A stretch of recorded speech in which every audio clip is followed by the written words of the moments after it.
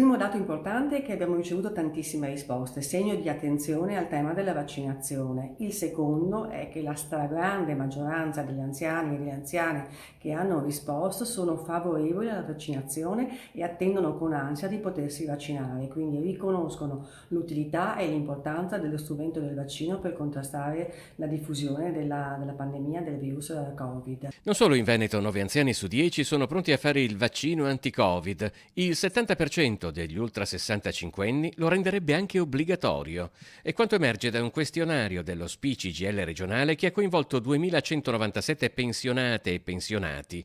Il 2,9% degli intervistati, che invece non intende vaccinarsi, ha paura degli effetti collaterali, ma pochissimi affermano di non temere il virus. Il vaccino è l'unico strumento che ci permetterà di mettere in sicurezza la nostra vita e quella dei nostri cari e dei nostri amici e che ci permetterà di superare tutte le situazioni di restrizione, di lockdown e di limitazione per tornare a una vita normale come quella che abbiamo avuto fino a un anno fa. I sindacati dei pensionati lanceranno una campagna Pro-Vax in tutta la regione in vista della seconda fase di vaccinazione, in programma da inizio febbraio, che coinvolgerà tutta la popolazione veneta, partendo dai circa 360.000 ultraottantenni residenti in regione. Ci stiamo battendo giornalmente per invitare tutte le persone a sottoporsi alla vaccinazione, soprattutto in modo particolare tutti i dipendenti delle case di riposo, degli ospedali,